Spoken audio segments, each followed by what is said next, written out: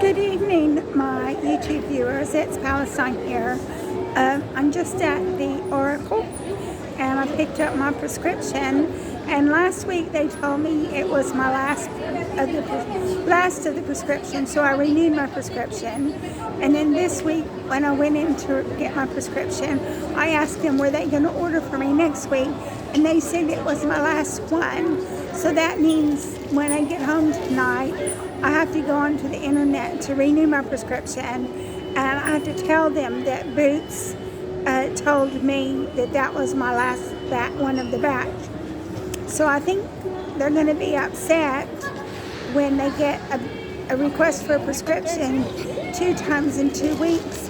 But I can't do anything about it because I need to get my medication, especially the medication for my high blood pressure and my diabetes.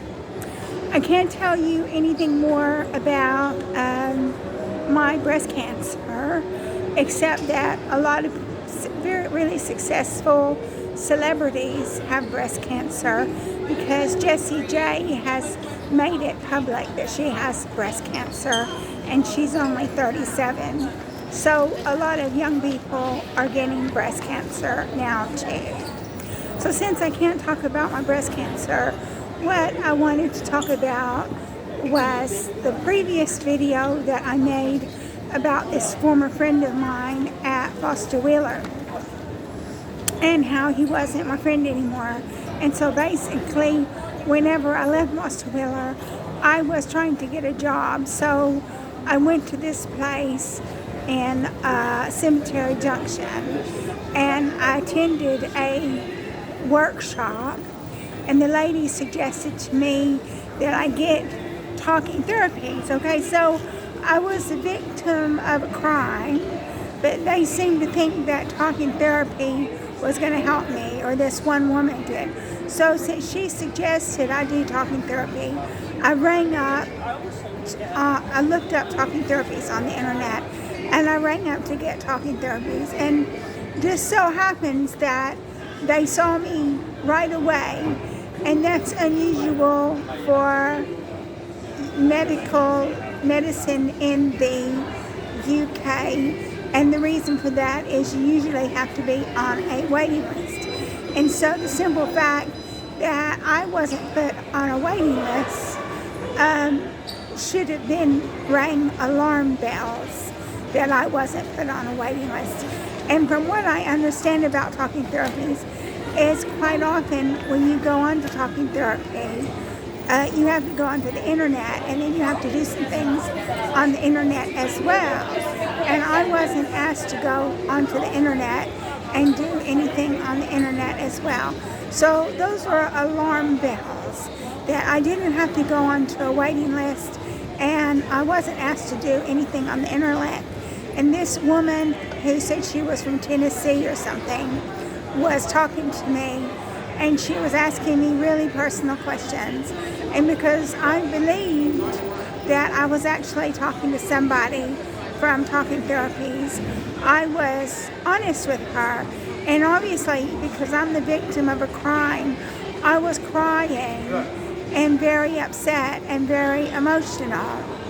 And one of the things that this woman did was she got me to admit that I didn't wish my former friend from Foster Wheeler well. She got me to admit that. And then she said to me, I have to ask you this question. She said, do you have any rituals to keep from harming people? Which, because I was the victim, I was the one who had been harmed, and I was the victim. And she asked me a question like that, and I couldn't believe that she would ask me a question like that. And then so, after she asked me all these questions, but I didn't get any therapy, she was just asking me questions. I didn't get any talking therapy. She told me that I was very mentally ill, and she was going to refer me to the crisis center, the crisis team.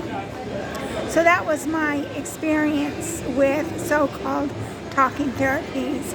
And I don't know if it was actually talking therapies. I'm just wondering if it was an actor, just like the people at ACAS. I'm wondering if ACAS, I said I believe that ACAS was an actor, and I'm just wondering if this lady wasn't really from Talking Therapies, that she was just an actor pretending to be from Talking Therapies, because I didn't have to go onto a waiting list, and I didn't have to do anything on the internet or anything like that. So basically, that was my experience of Talking Therapies, and I'm not going to go to Talking Therapies anymore, and I certainly can't recommend that anybody else goes to Talking Therapies because of the experience that I had. And so that was just another really bad experience I had when I was forced out of my job at Foster Wheeler. And I just wonder if this woman from Talking Therapies, I just wonder if she was genuine, just like the people from ACAS. Were they genuine? Were these people just actors gaslighting me? So that's something to think about. My arm is hurting because I'm having to hold up my phone while I make this video. So I'm going to go ahead and conclude the video.